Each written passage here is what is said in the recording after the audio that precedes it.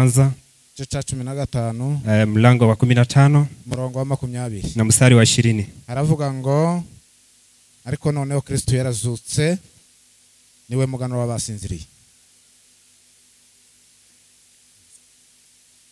Ariko noneho Kristo yarazutse. Kristo amefufuka. Niwe mugano w'abasinziriye. Ndiyo mwanzo wa wale ambao wamesinzia. Kristo yarazutse. Kristo amefufuka. Amen. Amen. Kristo yagize gute? Kristo amefanya nini? Yazutse kino gitondo. Amefufuka asubuhi ya leo. Amakuru arahanze. Habari ambazo ziko hapo nje. Nuko Yesu yazutse. Yesu amefufuka. Niyo makuru agezweho. Ndiyo habari ambayo iko. Kandi ayo makuru nawe uyatangaza. Habari na wewe utangaze habari hiyo. Nushaka kutangira kujandika kuri WhatsApp. Hata uandike kwa WhatsApp. Waandikira abantu bose kugira uandikie watu wote. Ubabwire ko Yesu yazutse. Waambie Yesu amefufuka. Turi mu mbaraga z'umuzuko. Tuko kwa nguvu za ufufuko. Nicho tugiye kuvuga. Ndio tunataka kuongea. Tugiye kuvuga imbaraga z'umuzuko. Tunataka kuongea nguvu za ufufuko. Ubutumwa bwiza. Injili nzuri. Paulo yaranditse ngo. Paulo ameandika. Tibunkoze isoni. Haipatishi haya. Ni imbaraga y'Imana. Ni nguvu ya Mungu. Ihesha uwizera wese gukira. Ambaye inapea Mungu uhereye ku Muyuda tangu kwa Wayahudi hata Mugiriki. Tena ngo muri bwo ndani yao nimo gukiranuka kufa. Ndio uhaki ambaye inatoka. Tibujya bukoze isoni. Haibishi. Kubera ko kwa sababu mpamvu nashatse ko tubivuga. Sababu ambayo nisababisha tuongee hayo.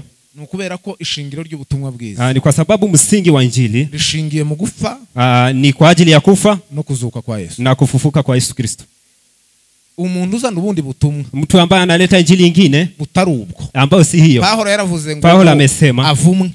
Alaaniwe. Ubundi butumwa bwiza. Injili nukuvuga ko Yesu yapfuye akazuka. Ni kusema ya kwamba Yesu amekufa na kufufuka. Na ubundi nayo makuru azatuzana mu rusengero. Hiyo ndio habari inatuleta kwa kanisa. Kandi ni nayo mashimwe yacu. Na ni hiyo shukrani yetu. Amashimwe yacu nyamukuru. Shukrani yetu kubwa nuko Yesu yapfuye akazuka. Ni kwa sababu Yesu amekufa na kufufuka. Na nayo matangazo. Na ni hiyo tangazo. Ni nayo makuru y'abakristo. Na ni hiyo habari ya Wakristo. Biblia iravuga ngo. Biblia inasema ngo mubwirane. Muambiane. Ngo ya magambo. Habari hizi. Ngo mumaranisha imibabaro kubwirana ya magambo. Ayo magambo farijikeni kwa mambo haya. Na magambo yo kufa kwa Yesu no kuzuka. Ni mambo ya kufa na kufufuka. Ni nayo mpamvu Biblia yanditswe. Na niyo sababu Biblia imeandikwa. Biblia impamvu yabayeho. Sababu Biblia imeishi. Ni ukubera Yesu. Ni kwa sababu ya Yesu. Kandi Yesu. Tena Yesu. Wafuye akazuka. Amekufa na kufufuka. Niyo makuru azavuga gusa. Niyo hiyo habari wewe naongeleleo. None tuge kuvuga izo mbaraga z'umuzuko. Sasa tunataka kuongea habari za ufufuko. Yesu yazutse. Yesu amefufuka. Imana icubahiro. Tumupe Bwana utukufu. Asifiwe. Asifiwe. Galilaya amekwenda.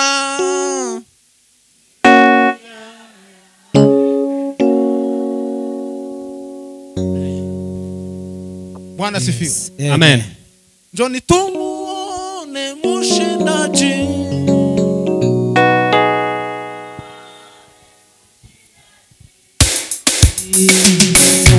Kafufuka Bwana wangu. Kafufuka leo hii. Kafufuka Bwana wangu. Kafufuka leo hii. Ni malaika ametuambia. Ni malaika ametuambia. Kafufuka Bwana Yesu. Kafufuka leo hii. Abavuga butumwa wa injilisti muri kino gihe cyano kwa nyakati hizi bafite ikibazo. Wako na shida. Ikome. Shida kubwa. Basige bahagarara hano. Wanasimama hapa. Bakabura ico babwira abantu. Wanakosa kile wataambia watu. Ara abavuga butumwa. Wa injilisti. Ara abapastor. Mapasta. Ara abaki. Wana gani? Abantu basige bahagarara hano. Watu huwa wanasimama hapa. Bakabura ico babwira. Wanakosa kile wataambia washirika. Kandi kitabuze. Na hikosekani. Kandi ntibavuga amagambo ya Biblia. Hawaongei mambo ya Bible. Bamara bakavuga amagambo ya. Wanaongea mambo yao tu. Bamara bakitaka. Wanajisifu. Ahantu nigeze kwigira. Kuna mahali nimesomea. Hirgiriya. Huko nyuma huko. Ahitwa Nyahururu. Mahali kunaitwa Nyahururu. Direteri w'ishuri. Mkuu wa shule. Iyo haguruka ukabwiriza. Wakati ulikuwa ukisimama. Ugatanga ingero. Unatoa mifano. Ukavuga ingero zaha hanze. Unaongea mifano hapa nje. Yarakwicaza. Alikuwa anakuambia uketi. Yarakubwira ngo ese. Alikuwa akikuuliza eti. Kuravuga amagambo ya hanze. Unaongea mambo ya hapa nje. uhagaze ku gatuti na umesimama kwa madhabahu, ngo wabuze ico uvuga muri Biblia, umekosa kile utaongea kwa Bible. niyo mpamvu umuntu ari mu gufata umwanya munini, Ndio maana mtu anasimama anapata muda mrefu akivuga anajiongea, akavuga n'utundi, anaongea na mambo mengine, bigatwara nk'iminota 15 20, inachukua dakika 20 abandi bagafata udutabo, ama wengine wanachukua vitabu, utundi dutabo, vitabu zingine bakazavuga Rick Warren, wanaongea wakina Rick Warren, bakamuvuga nk'iminota 20, wanamuongea kama dakika 20. abandi bagafata umugenzi, wengine wanachukua kitabu hii ya msafiri, bakavugaho iminota 20, wanaongea dakika 20. abandi bizindi ngero zitu, wengine wanatoa mifano vitabu hizo. Ndiye ntubuhabwiriza, hivyo hauhubiri, ntubuhabwiriza, hauhubiri. ubundi wemerewe gusa, unakubaliwa gutanga gusurugero rumwe, kutoa mmoja rudatwaye iminota 2 kwa 2, ariko lakini ibyigisho byose byawe yote yako bigomba ingero ni muri Bibiliya, mifano ni katika Bible. muzi impamvu ugomba gutanga ingero muri Bibiliya? Unajua sababu mimi ni wanatoa mifano kwa Bible? Icyo gitabo kivugutiye, ni kitabu ambayo imetakaswa. Iki ni gitabo kivugutiye, ni kitabu ambayo imetakaswa. Ibindi bitabo byose ntibivugutiye, vitabu zingine hazijatakaswa. Umugenzi ntuvugutiye, Msafiri haijatakaswa. Rick Warren ntivugutiye, Rick Warren naye ni hivyo. Ni amakuru meza, ni habari nzuri ashingiye kuri Bibiliya, ambayo msingi Bible, ariko ni bitabo bitavugutiye, lakini vitabu ambavyo hazijatakaswa. Ni kuko na ukijijwe, na wewe umeokoka, ngo kwandika igitabo, unaweza andika kitabu, ariko ico gitabo ili kitabu kikiba kivugutiye, haija iki gitabo gusa cyonyine, kitabu hiki chenyewe nico cyonyine kivugutiye, ndio kitabu imetakaswa. Noneho sasa iyo uza amagambo uvuga hano, mambo ambayo unatoa hapa, ntuba wabwirije, huwa hujahubiri. Niyo mpamvu rero sinzi ko tujana, niyo mpamvu rero, ndio sababu, ariko harimo abantu benshi batumvina ngo iri jambo ko mba nshaka kurisobanura ngo nihute cyane, harimo abatumva numwe. Sorry dukomeze rero. Noneho sasa ubutumwa bwiza, injili, injili, cyo bita ubutumwa, kile wanaita injili, si kintu gusufa kuhagarara hano, si kusimama tu hapa, si kintu ufa kwikora, si jambo tu la kujifanya, si kintu ufa kwikora, si jambo la kujifanya, ni kintu ugomba kubanza, ni jambo ambalo unatangulia ukigira mu cyumba, unajifunzia huko cy'amasengesho, huko kwa chumba ya maombi, bakabanza bakakugenzura, wanakutazama, bakamenya kusho kuhagarara hano, wanaangalia kama wewe unaweza simama hapa, ukabwira abantu ubutumwa bwiza, ili waambie watu injili. Undi si kufa gufata igitabo cya Bibiliya, si kuchukua tu Bible, ugiye kubwiriza ijambo, unataka kuhubiri Bibiliya.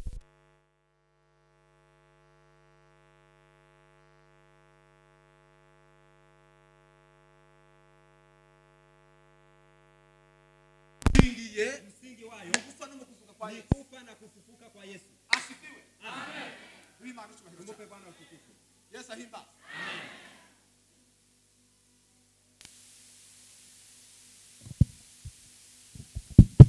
Asifiwe. Amen. Blech eloki la forme et l'engrais. Changre bali la forme. Amen. Gendre de paria do la fer. Dambre elo brise boria ton paria. Ariko Yesu wazutse. Yesu amefufuka.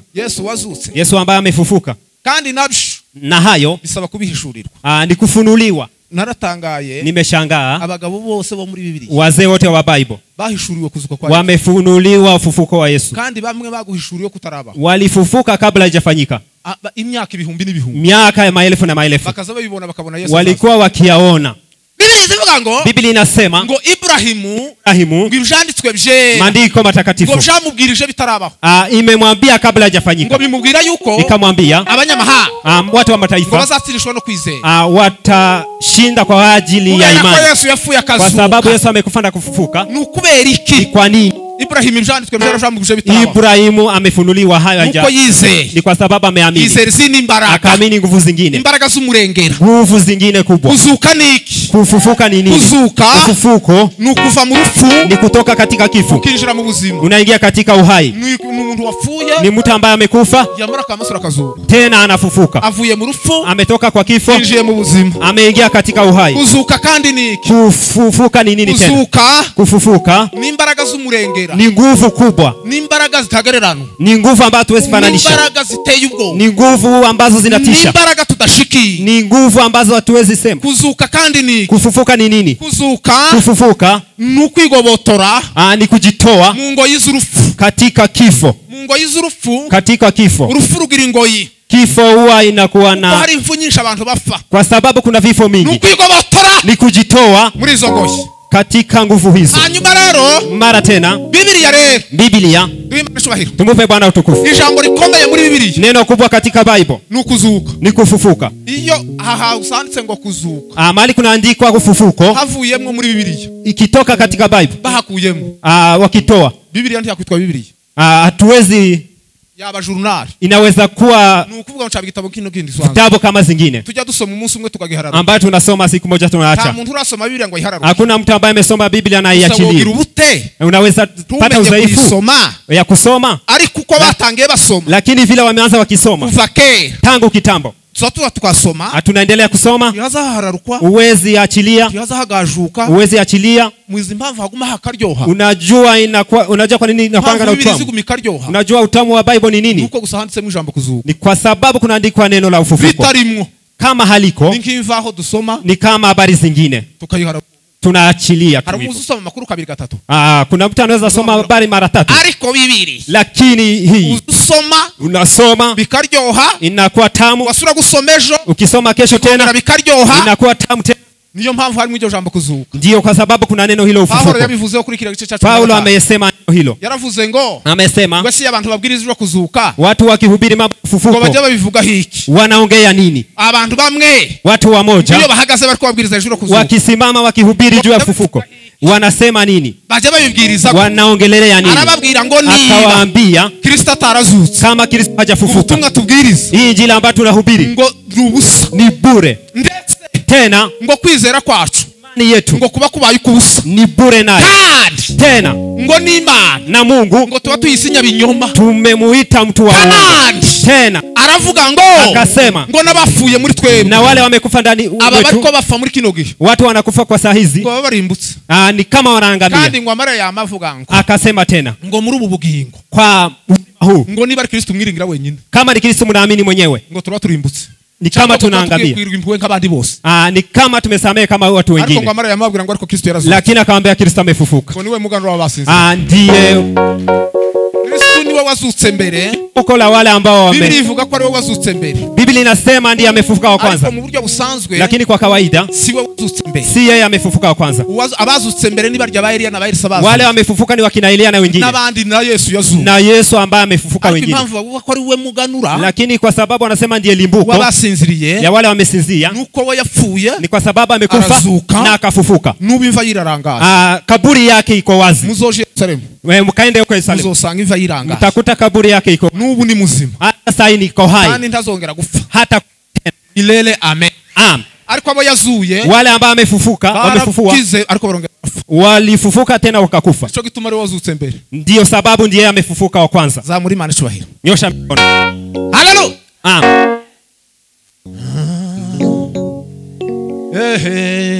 muriteguye ko tayari mwitegure rero mujiandae mujiandae sogokuruza Ibrahimu Ibrahimu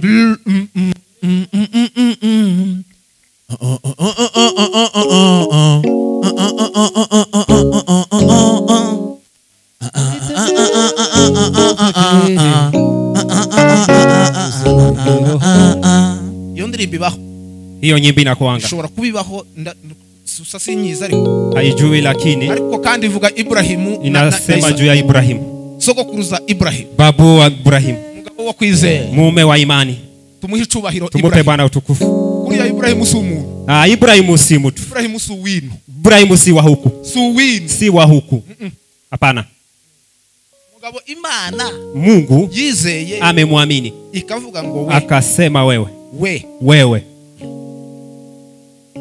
asifi ikamukura muri uriya bakarudayo ikamtoa huko uriya bakarudayo usige so na nyoko ikamwambia acha babako na mamako usige imiryango yanyu waache familia yenu usige igihugu cyanyu waache nchi yenu yamasoka yamagenda akaenda ngo asoke alipotoka Imana yamubwira ngo guhaye umugisha Mungu akamwambia nakupea baraka amen haleluya ariko uzi ko Imana kukubwira ngo guhaye umugisha unasikia Mungu kwambia uriya mugisha Imana yahaye Ibrahimu baraka amepewa Ibrahim nuriya mugisha Imana yabwiye Adamu. Ni ile baraka ambayo Mungu amemwambia Adamu. Buriya Imana yaribwiye Ibrahimu. Kile Mungu amemwambia Ibrahimu. Ni Edeni yari garutse. Ni Edeni ilikuwa imerudi. Kandi kuva kuri Ibrahimu no kuri tangu wakati wa Ibrahimu na hacige kirekire. Ni nyakati.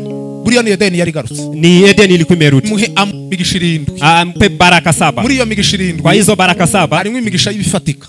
Kuna baraka kubwa. Hariho ni mugisha wa Yesu Kristo. Kuna baraka ya Yesu Kristo. Buriya Yesu yaraje. Yesu alikuwa amekuja. Hanyuma baada ya hayo Yesu Kristo Ibrahim aramwumva. Ibrahim aramwizera. Mwamara kumwizera arazamuka akapanda akaenda ngo kuko yagiye vile ameenda kutazi yagiye kama vile ajui mala naenda kwizera. Lakini imani bariko kumubwira yagiye ilikuwa ikimwambia mala naenda. Safari ametembea nayo kandi ngo amarasha mu banyamahanga akaenda kwa watu wa mataifa asha mu Kanani akaenda huko Kanani yari yokipera abanyamahanga. Kanani ilikuwa ya watu wa mataifa. Imana iramubwira lakini Mungu akamwambia iki gihugu hichi hii ngo nico nzoguha ndio nakupa n'abana bawe na watoto wako na ujukuu wako n'ubuvivi bwawe na watoto wako wote. Ibrahimu Mungu irongerera mubwira akamwambia gorarama angalia juu urebe mu kirere muangalie juu ngo baraziriya nyenyeri hesabu hizo zote. Ibrahimu barabara biramunani akahesabu akashinda. Imana namubwira ngo kuri abana bazanga. Mungu akamwambia yarafite imyaka 75 alikuwa na miaka 75. Ibrahim aravyizera. Ibrahim akaamini ahitamo umukiranutsaho kuko kwizera gari kukiranuka kwa sababu imani ilikuwa yenye haki.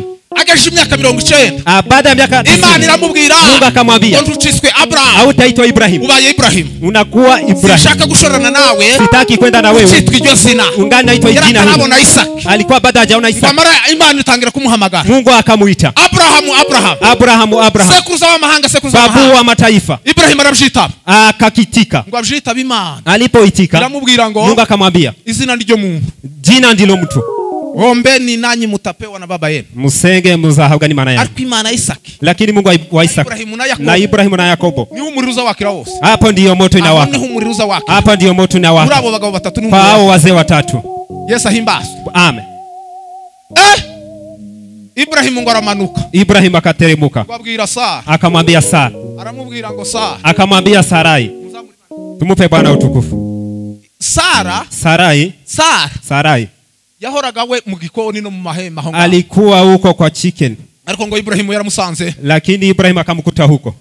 Musa abagabo bake ko bagazaje kwinjira mu nzu bakikoroza. Wazee walikuwa wanataka kuingia kwa nyumba wanaandaa. Ndagira ngo abubu ntibikikunda. Wazee wa siku hizi haifanyiki. Ni ibiryango biba bigize bikabika. Ni milango tu hivyo. Ibrahimu yaturutse haruguru ya mahema. Ibrahimu alitoka huko nyuma ya bustani. Ngo yamatangira guhamagara ngo Sara. Akaanza kuita Sarai. Sara. Ndira kiri Sarai. Sara. Kuko Imana. Kwa sababu Mungu. Imana imaze guhindura izina Ibrahimu. Alipogeuza jina Ibrahimu. Yaramubwiye ngo umugore wawe nawe. Akamwambia mke wako. Muhinduye Sara. Naye namugeuza kuwa Sara. Kuza wa mahanga. Mama wa mataifa. Kuza wa mahanga. Hakuna babu wa mataifa. Wogira umugore utari nyira kuza wa mahanga. Ambaye anaweza kuwa na mke ambaye si wa mataifa. Nico gihe rero Abrahamu yagiye. Ndio wakati Ibrahim ameenda. Nico gihe yamuhamagaye Sara. Kata amemuita Sara. Mwumve mbabwire. Sikia niwaambie. Sara ngo yamye. Sara amesikia sauti. Rimubwiye. Nimemwambia. Ko nyira kuza wa mahanga. Yeye ni mama wa mataifa. Kandi ari umugabo umuhamagaye. Na ni mume alikuwa amemuita. None ngo yamabyitaba. Akaitika. Yamatangira kwitaba ngo karame mutware wanje. Akasema ahitagira gute? Akafanya nini? Ahitaba akakuwa nyira kuza wa mahanga. Mama wa mataifa. Biblia izitubwira. Biblia inatuambia. Ngo kwizera niko kwatumye Sara. Imani ndiyo imesababisha Sara. Amechukua mimba. Ngo nubwo yaracuze kabiri. Hata kama alikuwa. Ngo ndetse nk'umugore umeze nk'indumbi. Alikuwa kama mzoga. Ngo kwamwo n'amahanga menshi. Alikuwa ametokana na mataifa mengi. Niyo mpamvu. Ndiyo sababu. Sara uwo munsi yitabye ngo ni Sara. Sara amekubali siku hiyo. Inda yiwe. Mimba yake. Undi mubiri wose ndi wahindutse. Mwili yote haikugeuka. Yakomeje kuba umukecuru kwa Sara. Ameendelea kwa mama mzee. Ariko mu nda yiwe. Lakini tumbo yake haise hahinduka. Kumegeuka. Haise hinduka imbere nk'inda y'umugore muto. Imegeuka kama mimba ya mtoto ya mke mdogo. Sara nico gihe yatwite. Sara ndiyo wakati amechukua mimba. Abyara Isaka. Akamzaa Isaka. Ngo abyara Isaka. Alipozaa Isaka. Isaka aratangara nawe. Isaka akashangaa. Aravuga ngo ariko uyu muntu. Akasema mtu huyu mjaye. Huyu ambaye nimemzaa. Uyu mwana ni wanje. Huyu mtoto ni wangu. kijana. Mtoto wa miaka 100. Tubonye mu myaka 90 na tumeona baada ya miaka 90. Namwe ko murumva ko kantu kunkomera. Nanyi mnasikia vile mtoto. Yaramurebye gusa ngo ratangara. Amemutazama akashangaa. Ngo aravuga ngo ese kuni biki bibaye. Akasema nini imefanyika? Ngo yamaceceka. Akanyamaza. Ngo aravuga ngo kandeke. Akasema ngo arindira umunsi wa 8. Akajoja siku ya 8. Bazamukebe abo mwana w'isezerano. Ili mtoto huo amubariki. Atahiriwe. Hanyuma noneho. Sasa. Noneho. Sasa umunsi wa 8. Siku ya 8. Ngo bamaze kumukeba. Walipomutaini. Sara seka. Akacheka. Ngo akubita igitwenge. Akacheka. Ngo aravuga akasema ucheko hii. Ngo nabazumva ya makuru. Na wale watasikia habari hii. Ngo bazosekana nash. Watacheka pamoja nami. Turiko dusekana na Ibrahim. Tunacheka pamoja na Ibrahim. Asifiwe.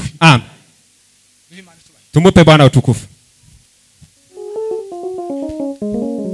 Umwana ntakuze. Mtoto alipokuwa mkuu. Tabaye umwana w'imyaka 12. Akafika na miaka 12. Ngwino hano papa. Umwana w'imyaka 12. Mtoto wa miaka 12. Akagafite ngahe?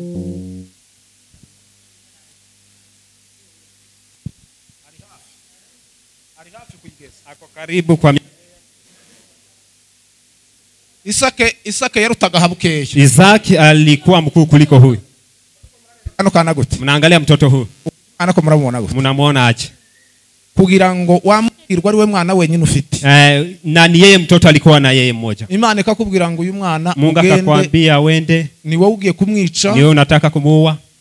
Kandi ni je ugiye kumwicira. Ni mimi nataka kumuua peke yangu. Ngaho ikanisa ritangirira. Ni hapa kanisa linaanzia. Kanisa litangirira Ibrahimu ajanye Isake kumwica. Kanisa linaanzia wakati Ibrahim alimchukua Isaka. Naho kanisa litangirira. Hapo ni hapo kanisa linaanzia. Naho ruzingi. Ni hapo. Naho ruzingi rero. Ni hapa mambo yote. Ukristo rero buragoye. Ukristo si jambo rahisi. Umukristo biragoye. Kuwa mkristo si jambo rahisi. Ariko gusobanura byangoye cyane. Byangoye. Oya kurasobanura ariko sinkubwiye ko byakunaniye. Ntabwo ari cyo yashatse kuvuga. Nibegere uriya none bamufasha. Niba bomwegera. Ariko ni benshi baba bakeneye kumva barimo n'abana bamwe batoye. Abo nubundi ntibari bwumve. Bwana sifiwe. Amen. Duhe Imana icubahiro. Tumupe Mungu wetu. Tumufige makofi naye amen. Amen. Uyu ni umusobanuzi mwiza cyane. Yeye ni mtafsiri mzuri sana. Ariko nabonye ningeraho kwiruka ntitujana. Niliona wakati wa kukimbia labda atava. Nicho namye nkenga kirikari. Niliogopa mapema. Nagumye kumuneka gahoro gahoro. Mbona igihe ndibwiruke ntitujana. Bituma ngira. Yesu ahimba. Kandi umusobanuzi ntaza yegera uwigisha. Azavuza bagira distance. Kugira nka distance ho mukaguma mukajana ariko mutegeranye gutya neza. Noneho Bwana sifiwe. Amen. Ariko nimwokagira Imana. Ariko uyu mwana. Murebe namwe kanisa ho ritangirira. Ona mahali kanisa limeanzia. Soke tambali langor delfo. Zaburi Imana chwa. Inua mkono wako. Zamubona umwami waje urebeshe amaso yaje zimingoma y'amahoro kuko ariyo twarazwabera zaharanira gusingira icyo umwami Yesu yamfatiye. Ibrahim Mungu abasimana ngo ese Ibrahimu akamswali Mungu, sasa ni wewe wangu Shinari Babeli, umenitoa shida, ni wewe ungiye ngo jana umwana kumwica, wewe umeniambia kumpeleka Abrahamu.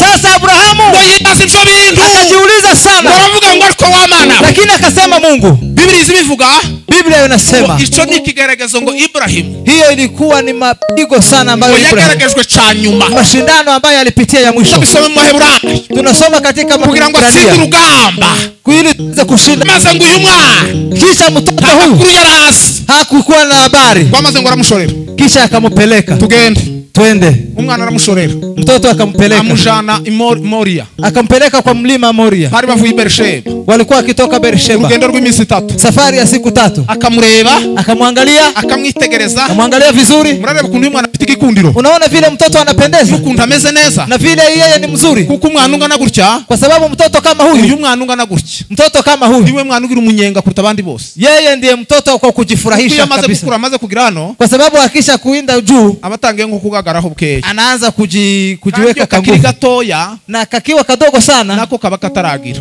Hajaamua vizuri. Unaona huyu mwana? Unaona ukuyungu kera.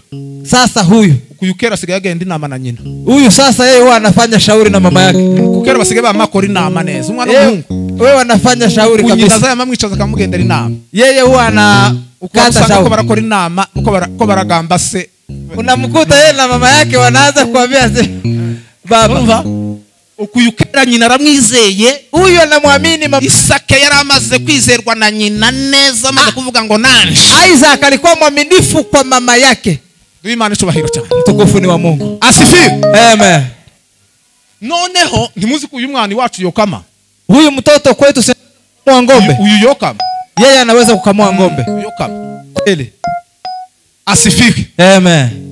Ngo amara yamahisha Sara. Sasa akamficha mama yake. Ngo amara kumuhisha, alipomficha nibwo yamujanye. Akampeleka. Ngo agere kuri Moria, alipofika kwa mlima, amwikoreza inkwi. Akambebesha kuni. Amwikoreza inkwi. Akambebesha kuni. Ngo bagera ahantu, walipofika mahali, umwana arahinduka. Mtoto akageuka. Abaza se. Akamwambia baba yake. Aramubwira ngo papa. Akamwambia baba. Umwana w'intama. Mwana kondoo w'itambo ambaye ni dhabihu ari hehe? Yuko wapi? Isara musubiza ngo Uwiteka aribwirongere. Baba yake akamwambia baba, Mungu atakupatia. Alisema hivyo kwa sababu gani? Yari amaze kubona kuzuka. Alikwisha kuona ufufuko. Kandi yari atarumva amakuru yo kuzuka. Na hakuweza kusikia ufufuko. Ariko arakwishura akafunuliwa, arakubona, akaona. Biblia mu Bakorinto, Biblia katika Wakorinto, ko ni mu Baroma. Warumi tafadhali. Akavuga ngo, anasema hivi, ngo nkugize sekuruza wa mahanga. Mimi nakufanya baba wa mataifa. Imbere yiyo yizeye. Mbele ya yule ninayemwamini. Bari yo mani zura bafu. Ambaye ni Mungu anafufua wafu. Ngo kandi kiti bitaro nkaho ari biriho. Na anaita visivyo kuwa kama vile. Gihe yamashage kumwica. Sasa alikuwa ameamua kumuua. Bagera kuri Moria, wakafika kwa mlima wa Moria, tuzinkwi, akaweka kuni chini, igicaniro, akaweka mazabahu, ashiraho umwana, akaweka mtoto. Umwana nawe gusa ngo papa yambwiye ngo Uwiteka aribwirongere. Mwana na yeye akasema baba alisema Mungu atajipatia. Akatabu kamwe nasomye, kuna kakitabu kamoja, umkomantere umwe, mtu mmoja amaje aliweza kuvuga ngo umwana yari kumubwira ngo mpambira hano cyane ntiwahambiriye. Akasema mtoto alikuwa anamwambia kazia hapa kamba hutafunga vizuri. Umwana yarabizi ko Uwiteka aribwirongere nawe. Na yeye alikuwa anahakikisha kwamba Mungu atajipatia. Israeli imyaka 12. Na watoto wa 12 wa Israeli baba bamaze kumenya Imana. Wamekwisha kumjua Mungu. Daudi we yayimenya afite imyaka 8. Daudi alitambua akiwa na miaka 8. Muziko Yosia we yabaye umwami afite imyaka 8. Unajua Yosia alikuwa mfalme kwa miaka 8. Kandi yamatangira gushaka Imana yasekuruza Daudi. Na akaanza kumtafuta Mungu wa baba yake Daudi. Inua mkono wako. Haleluya! Haleluya! Zibyabaye kuri Moria. Mnajua yaliyofika kwa Moria. Imana yahise ikora inama mu ijuru. Mungu akafanya kikao mbinguni. Inkota ifashe gutya. Yeye alikuwa ni akiinua panga. Ngo aravuga ngo, akasema ngo ni murebe uriya mugabo. Angalia baba huyo. Ngwiri ya nkota afashe. Hiyo panga ngiye kwicuriya mwana. Itamuua huyo mtoto. Kandi ni twebwe agiye kuzira. Na huyo mtoto ni sisi ambaye atakufa kwa ajili yetu. Yohereza malaika wayo. Akamtuma malaika. Malaika aramanuka. Malaika akashuka. Abwira Ibrahim. Akamwambia Ibrahimu. Atirorera uwo mwana. Waachia hapo mtoto huyo. Reba inyuma yako. Geuka nyuma yako. Abone mfizi y'intama. Akaona dume la kondoo. Mfizi y'intama niyo yazanye. Hiyo sasa imemleta. Iyo niyo yacunguye Isaka. Hiyo ndiyo imemkomboa Isaka. Hiyo ni bishushanyo ko Yesu azaza kuducungura. Mfano ya kwamba Yesu Kristo atakuja kutukomboa. Biblia ikasema ngo namwe yarabazuye. Na nyinyi amewafufua. Ngo mwebwe bari bapfuye. Ambaye mlikuwa mmekufa. Ngo muzizi. Kwa ajili ya dhambi. N'ibicumuro byanyu. Na makosa yenu. Na hangaha. Ni hapa. Hanyuma ngo umwana rero. Sasa mtoto. Batamba ya ntama. Weka zabihu hiyo. Bararangiza. Wakamaliza. Barataha. Kisha wakaenda. Kwa murabona uyu mwana yatashe. Mnaona huyu mtoto uyu mwana yatashacitse ku icumu. Si unaona mtoto huyu ni kama amenusurika. Inza ntekereza ko yageze kuri nyina. Ninafikiria alifika kwa mama yake. Byashoboka ko yamubwiye ngo mama uyu mugabo mubanuye. Inawezekana alimwambia mama huyu baba tunaishi na yeye. Ahanta nkuye. Mahali ninatoka. Birashoboka ko yamubwiye amakuru. Inawezekana alimwambia habari. utukufu ni wa Mungu. Haleluya. Ibrahim abyara Isaka. Ibrahim akamzaa Isaka. Amubwira iby'isezerano. Na akamwambia mambo ya agano. Yakobo abyara Isaka abyara Yakobo. Isaka akamzaa Yakobo. Yakobo abwirwa iby'isezerano. Ndiye akaambiwa mambo ya ahadi. Niyo mpamvu tuvuga ngo Ana tunasema maana ya Ibrahim na Isaka na Yakobo. Mungu na Isaka na Yakobo. Abo basezeranijwe. Ndio wameahidiwa. Ibyasezeranijwe byose. Yaliyoahidiwa yote. Birimo imigisha. Baraka. Birimo na Yesu Kristo. Na Yesu Kristo pia. Kwa Yesu Kristo. Yesu Kristo. Azaza kuba umwana. Atakuja kuwa mfalme. Niyo mpamvu Yakobo. Maana Yakobo. Amasezerano abana be. Aliwaaga watoto wake. Aliwaambia mambo ya Yesu. Abibonera muri Yuda. Akawaambia kwa Yuda. Avuga ngo Yuda we. Yuda. Ngo bene so bazagushima. Kuko kandi bazakwikubita imbere. Na wataanguka mbele yako. Kandi ngo ndakurebye Yuda we. Na nikikutazama Yuda. Kuko kwa kw'iburyo. Kono wako wa kulia. Nk'icana c'intare. Wewe ni kama mwana simba. Ngo kandi ndakurebye Yuda we. Nikikutazama vizuri Yuda. Ngo ni ubwami, ubwami bwawe. Simba utawala wako. Ngo ntibuzava kuri wewe. Toka. Asifiwe sana. Ahimidiwe sana. Ngo ni ubutware nasho. Ufalme wako kuri Yuda haitatoka kwako Yuda. Ngo ni ubutware nzava kuri Dango nyirayo atarasa. Fimbo yako, fimbo ya utawala haitatoka kwako mpaka mwenyewe akuje. Ugo ni Yesu Kristo. Ambaye ni Yesu Kristo. Hanyuma kisha Yakobo baba mu Giputa. Akaishi Misri. Baba mu Giputa. Alipoishi huko Misri, abana babo babyara abana benshi. Wana wao wakazaa watoto wengi. Miaka 430. Miaka 40 na bavayo. Miaka 430. Wakatoka huko wakiongozwa na Musa. Musa akaangalia akasema mambo ya kufufuka. Akasema mambo ya ufufuko. Siku moja arabahamiriza arabibabwiye. Akawaambia hadharani. Arababwira ngo akawaambia Mungu atasimamisha atainua mwingine na huyo mtamtii. Hanyuma kisha Musa ashorera abanyesiraheli akaongoza wana Israeli. Bageze mu butayu walipofika jangwani, Imana ibabwira kuzuka. Mungu akawaambia ufufuko. Ibikorera mu isanduku. Akasema katika sanduku ryarimo ibihamya. Ile sanduku ilikuwa na ishara. Ni Aroni. Ilikuwa fimbo ya Haruni. Yameze ambaye imeota. Bisobanura ubuzima bwo kufa no kuzuka. Ni maana yake kufa na kufufuka. Kisha iberekana yankoni. Akaonyesha fimbo tena. Ya bendera. Ile bendera. Ibendera yashinze bariwe n'inzoka. Bendera ambayo ameweza kuishirika wakati walisalaba. Ambaye ni msalaba. Bendera n'umusaraba. Ilikuwa ni msalaba. Yesu azamanikwaho. Yesu ambaye atatundikwa. Abantu bagacungurwa. Watu Balamu na Balaki babonye ibyo kuzuka kwa Yesu. Aliona ufufuko wa Yesu. Batangiye kuva mu bwoko bw'Imana. Walipotaka kulaani taifa la Mungu. Ngo barabarebye gutya. Waliwatazama vizuri. Ngo bamavuga ngo ni ukuri. Wakasema ukweli. Gucampanga furufungu rwabo. Heri nife kama wao. Ngo amaherezo yanje kamera nka yao. Na mwisho wangu iwe ni kama mwisho wao. Nyuma yo kuzuka. Mwisho ni baada ya ufufuko. Ndabona hejuru yo kuzuka. Akaona juu ya kufufuka. Ndamaze kubona kuzuka. Daudi alipoona ufufuko, igitangaza kiraba. Akawa na ishara, kukawa na ishara. Yakoze imirimo yose. Alifanya kazi zote. Ngo agere ku munota wa nyuma. Alipofika dakika ya mwisho. Amaze gusaza. Alipoisha ngo aravuga ngo kunsanze basogokuruza. Akasema nimekuta babu zangu. Ukundagiye. Ndagiye ukungu. Ninaenda kweli. Sanze basogokuruza. Ninawakuta babu zangu. Nta kindi kintu kibayeho. Hakuna kitu kingine. Ngo Imana imwereka kuzuka. Mungu akamuonyesha ufufuko. Imana aramubwira ngo nkwereke. Mungu akamwambia nitakuonyesha vizuri. Imana imwereka ibyo kuzuka. Nitakuonyesha mambo ya kufufuka. Aramubwira ngo ntupfuye. Akamwambia hujakufa. Ngo ahubwo ngo reba hugiye. Angalia mahali unaelekea. Imana imwereka umuzuko wa Yesu. Mungu akamwonyesha ufufuko wa Yesu. Zaburi ya 16. Akaimba Zaburi ya 116. Iyo Zaburi ya 16. 16. Iyo Zaburi ya 16. Zaburi ya 16 izivuga ngo inasema ngo kuko utazareka umukunzi wanje, sababu hutamwacha mpendwa wako babone kubora, aweze kuharibika. Kutazareka umukunzi wanje washikuzimu cyangwa nguhane uwera wawe, ahubwo umukiranutsi wawe azabaho ubugingo iteka ryose. Ico gituma umutima wanje unezererwa uhoraho, ururimi rwaje rukishima, ndetse n'umubiri wanje uzaruhuka wihiringiye ibizabaho. Bibiri zivuga ivuga mu byakozwe n'intumwa katika Matendo ya Mitume Biblia inasema Imana ngo yarahiye indahiro Daudi. Mungu ameweza kumwapia Daudi ngo yuko mubuzukuruza be kwa wajukuu wake bizamuha umwami, itampea mfalme, ngo hazavaho umwami, utatokea mfalme, ngo kandi uwo mwami, mfalme huyo ngo bazaba ari umwami w'iteka ryose, atakuwa ni mfalme wa milele. Biblia ikamivuga ngo, Biblia inasema ngo se ndi muzi ko yerwa mubwira, hamjui kwamba alikuwa akimwambia ibyo kuzuka kwa Yesu Kristo, kufufuka kwa Yesu Kristo.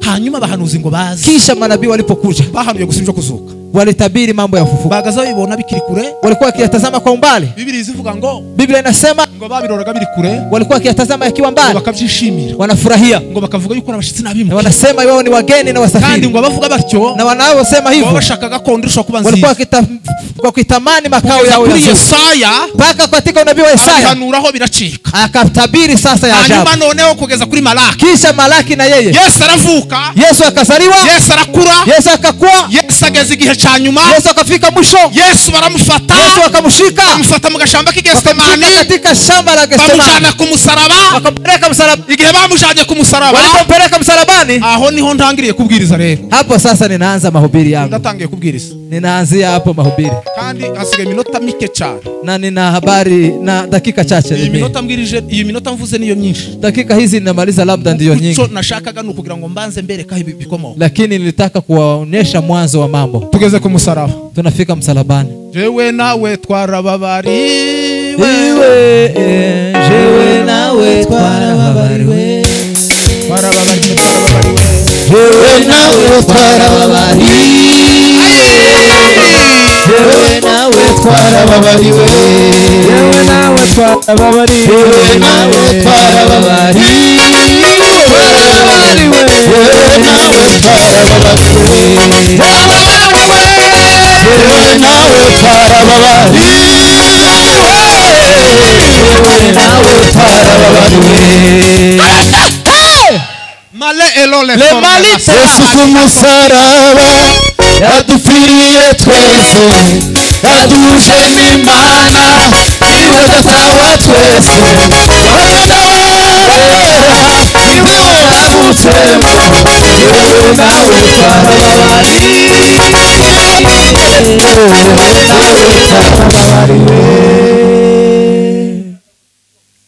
la konte le masanga ya le malita. Jewe iyongeze ku musaraba, ninapofika msalabani, Mungu Imana umunsi yampishura umusaraba gutya, Mungu aliweza kunifunulia msalaba. Umunsi yampishura umusaraba, si kwamba Mungu alinifunulia msalaba, yampishura kufa no kuzuka kwa Yesu, akanifunulia kufa na kufufuka kwa Yesu. Bonge la le malidas asifiwe, aimidiwe milele.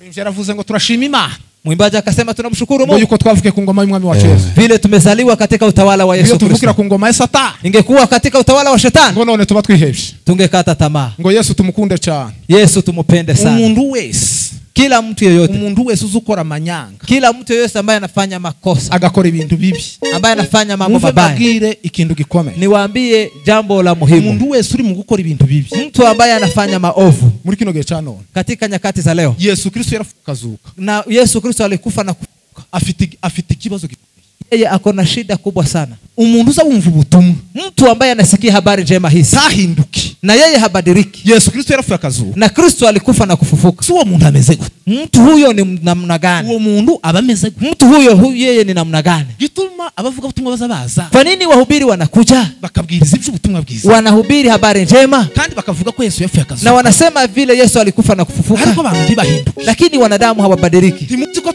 babikurusha abandi bose, tulikuwa wabaya kuliko wengine wote. Hadi Paulo alisema hivyo, ngo nari umutukanyi n'umwicanyi n'umunyarugomo, mimi nilikuwa ni muuaji na mtu, ariko yamavuga ngo narababariwe, lakini nimesamehewa. Ngivyo nabikoze ngirinjiji, nilifanya hayo kwa kutokujua. Ngivyo nabikoze ngirinjiji, nilifanya hayo kwa kutokujua. Niki gituma abantu bakora ibintu bibi? Kwa nini watu wanafanya maovu kandi kakora bazi neza ko Kristo, na wanafanya na wanajua kwa kweli wanafanya makosa, kandi usane bakamaguma bagakomera mu mutima gusa, na wao wanajipea kandi bakamaguma bakikomeza gusa, na wanajipea nguvu, kandi bakamagusaba bakavuga ngo nuko nyine nta kundi ngo reka tugume na sema hivyo hakujisi ingine. Kwa nini? Nini mbaya? Niki za gihumuriza abantu. Amen.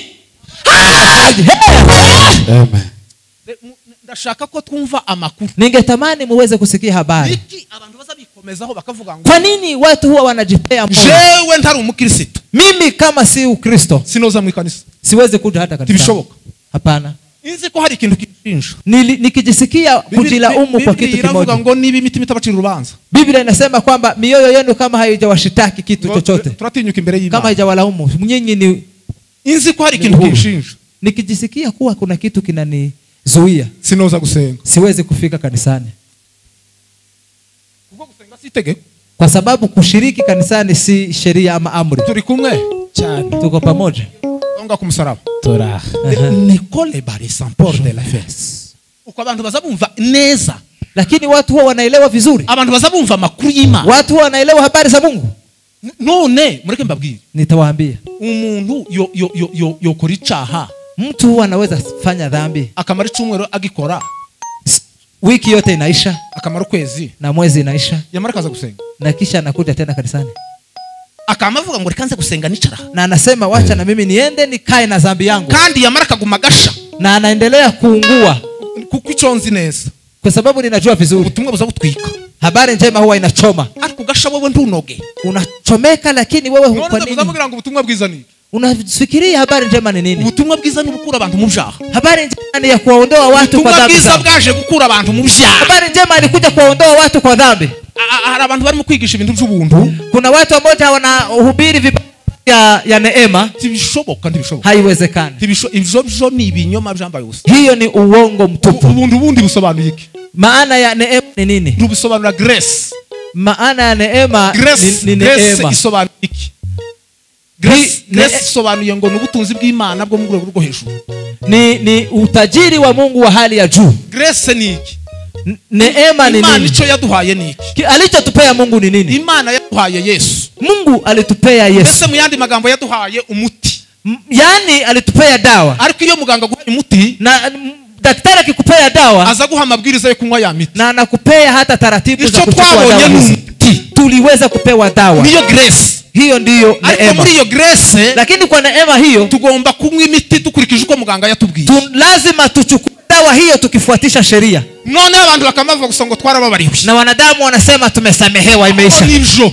Hapo ni sawa. Hanyuma yo kuba bigenda bite? Kisha sasa kusamehewa ni twebwe tugomba gufata umwanya. Ni sisi tuchukue nafasi wo kukomeza kubana n'Imana bikurikije amabwiriza duhabwa. Ya kuweza kuendelea kuishi na kandi nuguhora dukizwa twezwa.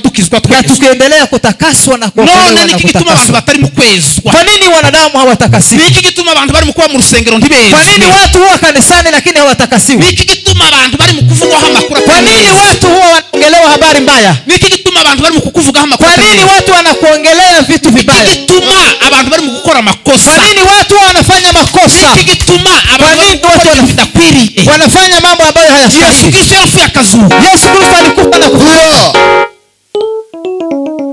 Niki kintu cyabaye? Nini mbaya jameni? Kamurishi yigeze kumbwira. Mchungaji Kamurishi alisema siku moja. Yigeze kumbwira ngo we ntayigara n'umunsi n'umwe abwiriza ngo abwira abantu ngo nibaze bihane. Hata siku moja hajawahi kuhubiri na kuita watu wakuja kutubu. Ni watu wale waramenyereye bamara kubwiriza akavuga ngo nimuze ngo bashaka kwihana. Watu wengi walikuwa wamezoea kuhubiri na kuita watu wakuje kutubu. Akavuga ngo se umuntu wakijwe ngo yosura kandi ngo agakora ibyo hagute. Akasema mtu ambaye ameokoka atarudi tena kwa dhambi namna gani? Ese ko musa nabagise. Kabaro. Ese ko musa naba wanafuata sana. Cyangwa ko ndababwira ibyo muri byo. Ama tunasema yale ambayo watu pamoja wanafanya. None ko mutuje neza muratuza neza. Kandi ko mutuje. Mutuje nk'abantu bariko bumva. Mutuje ko nk'abantu basa naba. Wamoja ni kama wame nabanyuzwe mu kikini sana.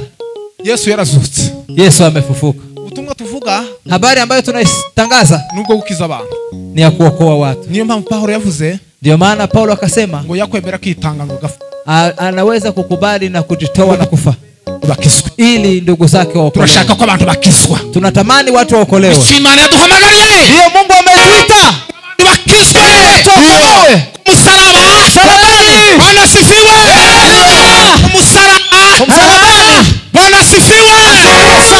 Yesu yageze ku msalaba. Yesu alipofika msalabani. Ageze ku msalaba. Alipofika msalabani. Habaye mfano. Nukuvuga ngo uyu ni Yesu hagara hano.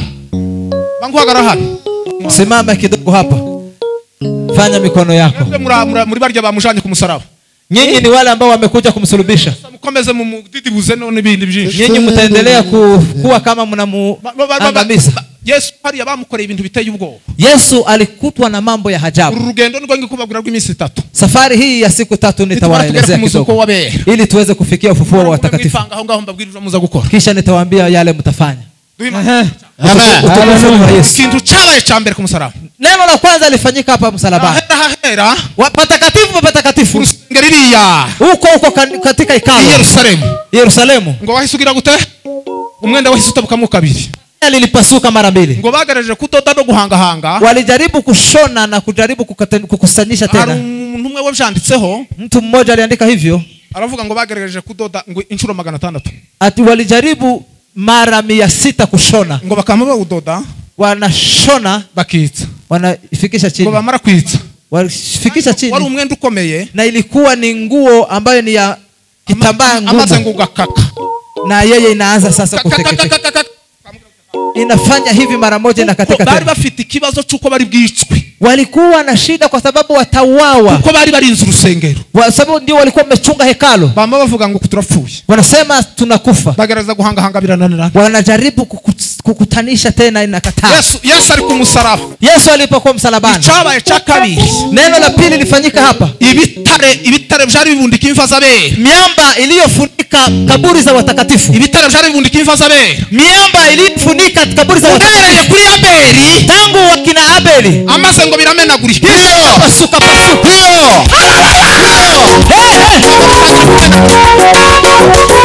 Kikima. Samuri manisho. Inua mkono wako. Asifiwe. Ahimidiwe milele. Amen. Ahimidiwe Yesu.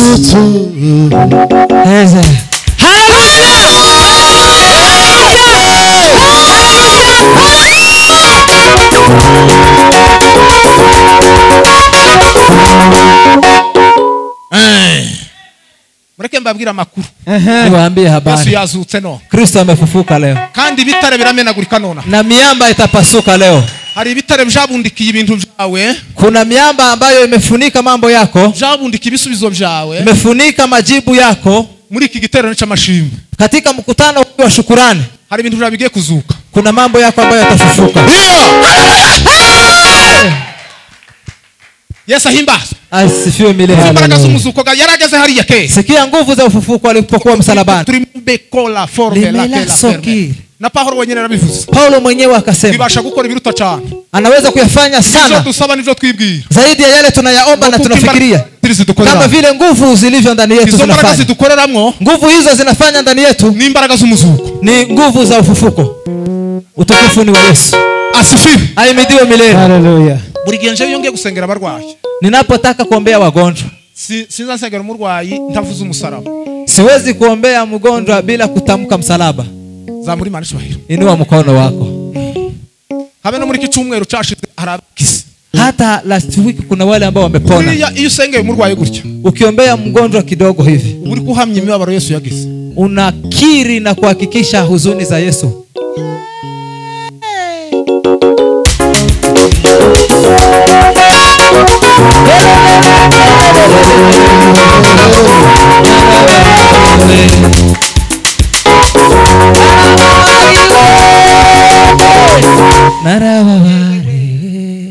Asifiwe. Ahimidiwe milele. Hari bitare byacu byamenaguritse. Kuna miamba yetu ambayo imepasuka. Nukuri kose were kuri Abeli. Tangu Abeli abantu bose bapfuye biteye. Waliokufa na imani wote. Hama haba gusa guturagurika gusa kwibitare. Kawa ni kupasuka kwa miamba. Mawe yanapasuka. Tangira gusibiye kubaragurika. Jini linapasuka. Ibyari bibundika ibibazo byawe nibimenagurike none hamwe. Yaliyofunika mambo yako yapasuka. Yesu ahimbazwe cyane. Asifiwe Yesu Kristo mfalme. Tutakuye ibisubizo mu rusengero. Kama hatutoi hapa majibu kanisani, ntaho twobikura. Hakuna mahali pengine. Kandi umuzuko ndukundi tuntu tworosha. Na ufufuo si vitu rahisi. Ikintu cyawe gikomeye ku bwawe. Kile kitu ambacho ni mgumu katika maisha yako. Tuze kumbwira ngo tugusengere. Usikuje kuniambia tukuombee. Umuntu utumvira ijambo areke. Yule ambaye hata sikia neno hili. Utizera bamwihari. Yule ambaye hata amini aweze kuacha. reba ikibazo cyawe. Angalia shida yako. Buriya Satani ni gitangata. Shetani ni mjanja. Izifata igisubizo cyawe. Huwa anaweza kuchukua jibu lako ikagihirikiraho ibuye. Anaweka jiwe kugira ngo ntikikabeho ili isiweze kuiwa, kikibagirana, iweze kusahaulika. Ndetse yamaraka nasinya hejuru y'ibi. Kisha anaweza kuweka hata sahihi yake. Yesu umuzukuzo ushobora. Hayo sasa ufufuko inatingiza ufufuko wa Yesu. Nyine bitangire gufuragurika mu izina rya Yesu. Katika Yesu Kristo pasuka. Amen. Ibitarango bigira gute? Nyamba suka. Mu izina rya Yesu. Abana bawe Satani yahanje. Watoto wako ambao shetani anafunika, ubu nyine bazuke mu izina rya Yesu. Waweze kufufuka katika jina la Yesu. Haleluya. Furinda mu izina rya Yesu Kristo wa Nazareti. Tuweze kufungua mimba yako katika jina la Yesu Kristo mfalme. Zamuri marishwahi. Gatatu cyaba. Lelo la tatu ambalo limefanyika. Ngo habayeho gahunda yo kugira gute? Kulikuwa nini? Ngo habayeho gahunda yo kuvuga ngo birya bitaremaze kumenagurika. Miamba ilipera bose bari mumva. Watakatifu wote walikuwa katika kaburi. Imibiri ngo yamitangira guterana. Miili yao ikajikusanya. Amagufwa araterana, mifupa ikajikusanya. Amabambara umubiri nk'uyu usanzwe. Wanavaa mwili kama huyu wa kawaida. Imyenda gusa nibaza bavuga uko niba ari yindi bari bambaye. Hawatatuelezea manguo kama wamebadilisha ama ni ile. Ngo bamare gusaba amaguma mumva. Wanaendelea kubwa pale. Baguma mumva gusaba amamera gutya gusa. Wakaendelea kukaa ndani ya makaburi. Bamaguma gutya gusa. Wakaendelea kuwa hivi ndani ya kaburi. Bari barindiriye ko shefu azazuka. Kwa sababu walikuwa wanatazama sana shefu wao wafufuka. Shefu baada ya kufufuka hasifiwe. Ngo bamare walipomaliza ikintu cyabaye cyakane. Neno la 4 ambalo limefanyika. Ngo Yesu arazuka. Kristo akafufuka. Yesu amaze kuzuka. Kristo alipofufuka ngo nabara bazura na wao pia sasa akawainua. No navuga ngo Yesu azuke. Ili sasa Yesu azaliwe afufuke. Gitondo cyo kucyumweru. Asubuhi ya Juma ni kama leo. Ni nguyu munsi. Ni kama leo. Yesu yazutse kucyumweru. Yesu alifufuka. Alifufuka kucyumweru mpamvu tuza gusenga. Unajua kwa nini tunakuja kukusanyika? Ubundi abantu bose basenga kuwa gatandatu. Watu wote walikuwa wakishiriki Jumamosi. Kuko Yesu yazutse kuwa mbere. Lakini kuwa mbere w'imisi 7. Mtu ambaye amefunuliwa kwamba Yesu alifufuka katika siku ya kwanza siku 7. Ni uyu munsi. Ni siku ya leo. Gatondo kare kare. Alfajiri. Togeye mu gatondo kare kare nariko nsenga. Asubuhi na alfajiri nilikuwa nikiomba. Zamuri manishohero. Inua mkono wako. Asifiwe. Haleluya. Nikasikia kufufuka ngo tuvuge hejuru kuzuka. Ndio maana niliona tuseme kufufuka. Mu rubungabungo asubuhi alfajiri ngo malaika yaraje. Malaika akaja. Ngo malaika ze. Malaika alipokuja amaze ngo hagarara kugica gitari. Akasimama kwa mwamba huo. Ngo aragifata akakichukua. Ariko ngo hari haraje abasirikare bagicunze. Kulikuwa na maaskari walinzi wa kaburi. Weza kuchunga vizuri hii mwamba. Weza kuchunga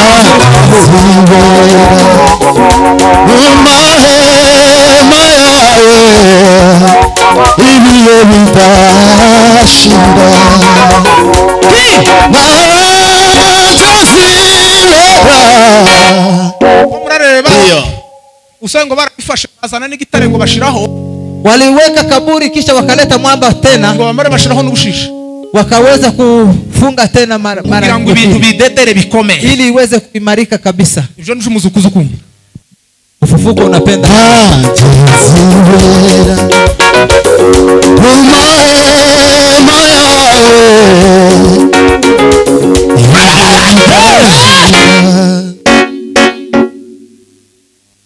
Usere ngo bage kumutambye mukuru. Walipoelekea kuhani mkuu baramubwira ngo wakamwambia ngo reka ducunge kiriya gitari. Wakasema wacha tuchunge kaburi. Shaka abasirikare bacunge kiriya gitari. Tafuta maaskari kamilifu wachunge mwamba. Abigishwa batazaza kumutwara. Mitume wake wasimchukue. Ngo kuyoba kwacu kwa mbere kwa nyuma kwa mbere. Na kupotea kwa mwisho kunazidi kule kwa kwanza. Amaze ngo baraza baragicunga. Wakakuja na kuichunga vizuri. Ariko kubera ko Yesu yaravuze ngo ku munsi wa gatatu. Lakini Yesu alikuwa amesema kwa siku ya 3. Amaze ngo habi gitangaza. Kukawa na ishara kubwa. Amaze ngo malaika. Malaika ngo aramanuka ngo mu gitondo. Malaika akaja alfajiri asubuhi. Amaze ngo afata gitare. Akachukua mwamba. Ngo amaze ngo rakibirandura. Akaiviringisha. Amaze ngo acicaraho. Akaikalia. Ariko mumenye ko malaika, jueni malaika si wafashije Yesu kuzuka. Yeye hajamsaidia Yesu kufufuka. Yaje kukibirandura. Alikuja kukiviringisha. Kera Yesu yari yagiye. Lakini Yesu alikuwa ametoweka. Nukuvuga ngo yaraje kwerekana imbaraga gusa. kuzirisha nguvu kugira ngo yerekane n'abangaba ili aweze kuonyesha hawa vile Mungu mwenye gitangaza chaba sikia ishara kubwa okay utukufu ni wa Mungu ahimidiwe milele haleluya malaika ngo hagara kuri cha gitari malaika akasimama kwa mwamba huo yari afite inkota gusameze gutyo alikuwa na panga akiwa hivi akijipanga vizuri kuri mani cyubahiro cha inua mkono wako kumtukuza Mungu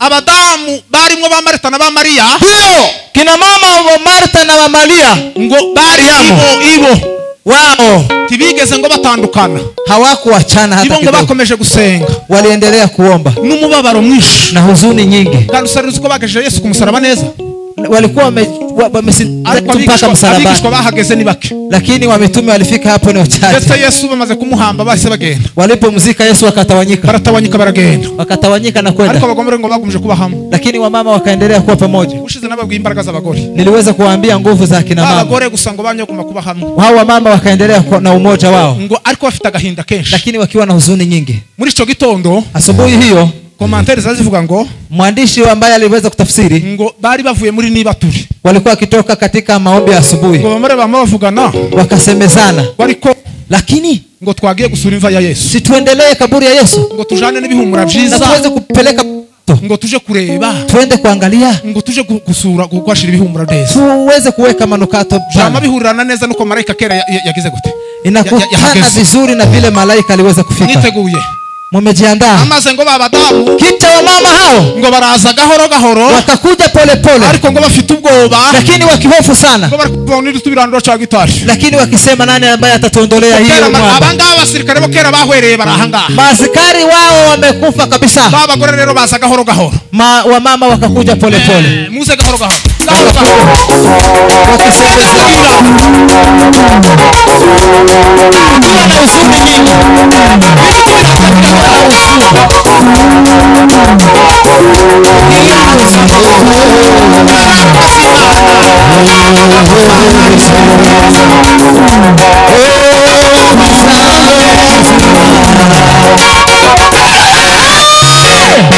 mube hamwe muhagara hamwe ngo bahageze simama pande moja abandi bazi ngo kubikina neza kubera ko batabizi nyine batabisobanukiwe neza ubundi ntibatandukana bagiye ngo bafite ubwoba bariko bahinda umushitsi walikuwa akiwa na woga sana turabigenza gute ngo tutafanya namna gani ngo begereye neza walipokaribia vizuri kaburi ngabo hagaze ku kaburi wakamuona baba ambaye anasimama katika kaburi ngo maze ngo bamuona mwishusho zibiri wakamuona ndani mifano miwili ishusho ya mbere sura yake ya kwanza yarameze ngo kumurabisha alikuwa kama umeme uzurebamwo nani ambaye anaweza kuona tibishoboka kuko niko malaika yarameze ni vile malaika alikuwa kabiri na sura ya pili ngo yari yambaye imyenda ngo imeze nka shereki yeye alikuwa kama teruji amaze ngo baramwitegereza wakamtazama ngo baramureba wakamwangalia vizuri ngo bamurebe walipomtazama vizuri amaze ngo malaika sasa malaika ngo baza bari ko bamwegera ko bafite ubwoba wakamsogelea lakini wakihofu sana ngo malaika arababwira malaika akawaambia ngo mwebwe nyinyi ngo mwitinya msihofu ngo mwitinya msiogope msiogope Luka we yarabyanditse Luka aliandika hivyo aravuga ngo muri ko mushaka akamwambia yule mnawe mtafuta ngo ntakiri hano hayuko hapa tena ngo ntakiri hano hayuko hapa tena arababwira ngo mwishakire umuzima bapfuye msimtafutie aliye hai katika wafu ngo amarara babwira kisha akamwambia ngo nimuze mumva murunguruke kujeni muangalie kaburi amaze ngo bamabinjira mumva wakaangalia kaburi mumva banezerewe bashize wakaingia kwa kaburi na furaha nyingi sana wakakuta ngo basanga gusa hariho ya myenda yari muhambira wakakuta ile zile manguo ambazo zilikuwa zikimfunga wakabwirana wanaambiana sasa imededekaje.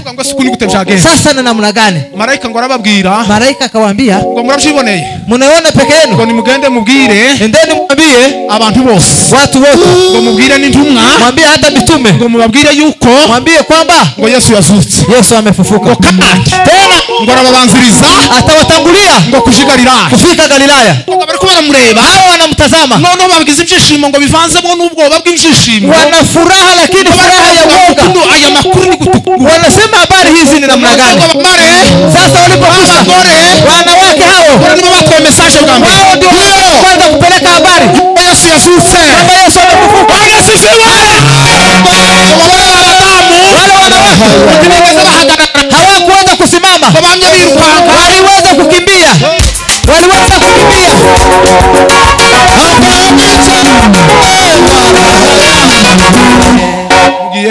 Yesu ndiye Mwokozi. Barwage kuvuga makuru. Bahereye hari abavuye. Kandi mubabwire ko Yesu yazutse. Nimugera kuri Petero na Yohana. Mukifikia Petero na Yohana. Murashaka Petero na Yohana hano. Muwatafute nyinyi peke yenu mwajua. Mubabwire kwa makuru. Petero na Yohana nabo. Petero na Yohana na wao. Nabo ngo bumva ayo makuru. Waliposikia habari hizi. Usara ngo barirukanse. Walikimbia. Mugaruke hariya kwanza. Muanzie pale mwanzo. Yesu ahimbazwe cyane. Amen. Yesu yazutse. Amefufuka Yesu. Ashahwe.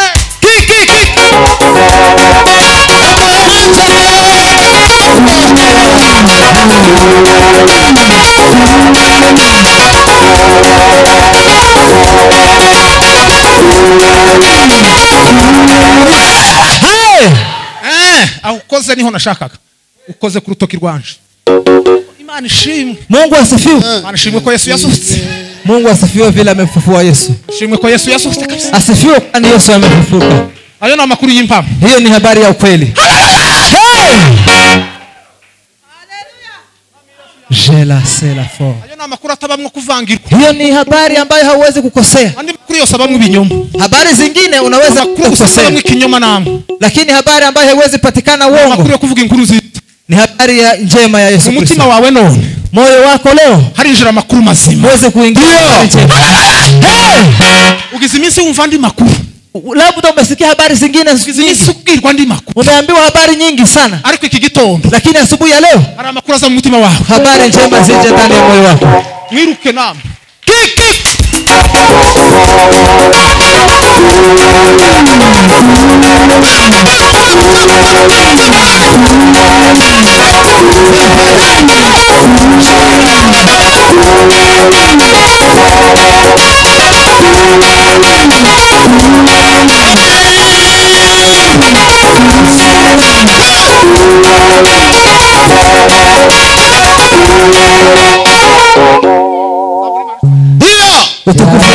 Asifiwe. Utukufu ni wa milele. Haleluya. Mumve mbabwire. Nitawaambia hivi. Le pomeke tapesa le. Krumela zofe. Usango bari rukanse. Walikimbia. Ngo babwira abantu bose bo bahuye nawe. Wakawaambia kila yule ambaye wanakutana na yeye. Baguye gani gihumura bameroza. Wamoja wakiogopa sana. Ngo Yesu yazutse. Wakamwambia Yesu amefufuka. Tuvuye ku iwe. Yesu amefufuka kutoka makaburi yake. Yesu amefufuka. Ngora kama bakina ma emotion. Wale wa mama wao sasa wanaanza kulia na barira. Na maisha zao. Yesu ahimbazwe cyane. Asifiwe sana Yesu. Ayo niyo makoza kizindwara. Hizo ndi habari zinaponya dhambi. Indwara wari ufite, magonjwa ulikuwa nayo, uva kuzuka kwa Yesu no. Ukisikia vizuri kufufuka kwa Yesu. Kibazo ufite, hiyo shida ulikuwa nayo, tuve kuzuka kwa Yesu. Uweze kusikia kufufuka kwa Yesu. Ili uweze kuanguka. Uweze kuangusha ukuta. Unaweza mzabira ngo. Biblia inasema namna gani? Biblia inasema imbaraga intumwa zagiraga. Nguvu mitume walikuwa nazo. Ngo nuko baharaga bamamaza kufa no kuzuka kwa Yesu. Ni kwa sababu walikuwa wakikiri kufa na kufufuka kwa Yesu.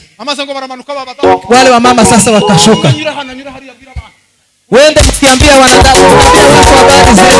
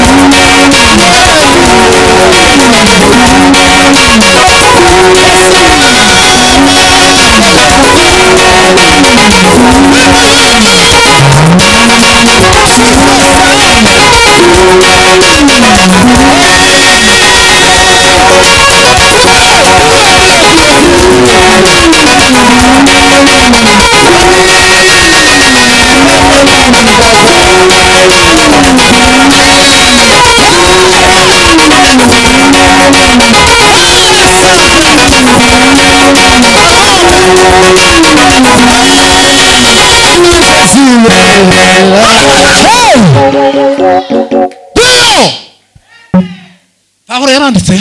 Paulo ameandika. Aravuga ngo akasema ubwami bw'Imana si ubw'amagambo. Ufalme wa mbingu si wa maneno. Ngo n'ubw'imbaraga. Ni wa nguvu. Zamuri manisho. Inua mkono wako.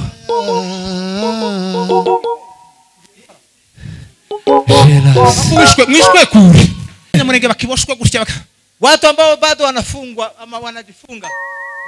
Simuza muona ko tubyina. Si munaona tunamchezea Mungu?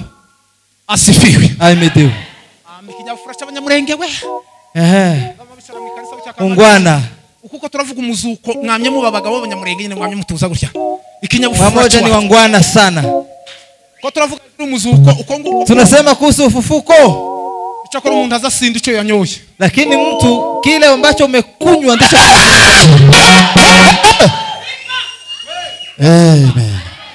Muri yaravuze ngo njewe ndaririmba. Muimbaji anasema mimi ninamwimbia. Ngo nabaririmbira ubusa no bararirimba. Hata wale wanaimba kwa bure wanaimba. Turiko twizihiza insinzi y'umuzuko. Tukiweza kusherekea kufufuka kwa Yesu.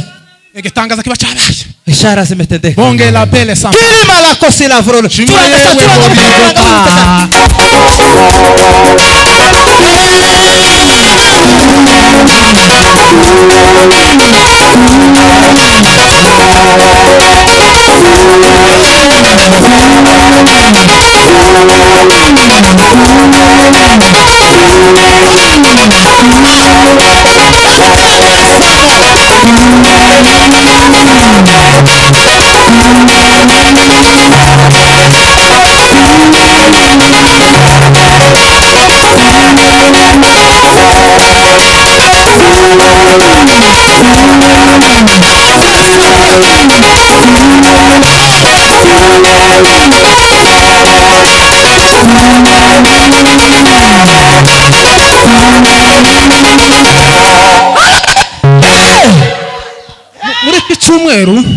Katika wiki hii.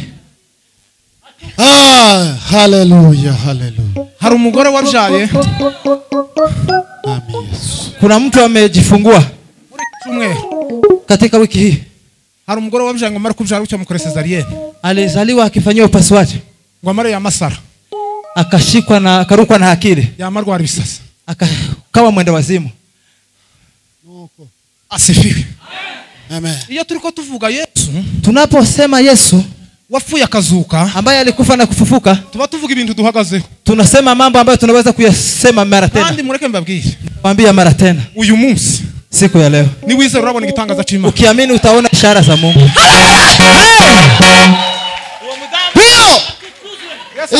Hallelujah. Jewe ndumva ibintu bigiye.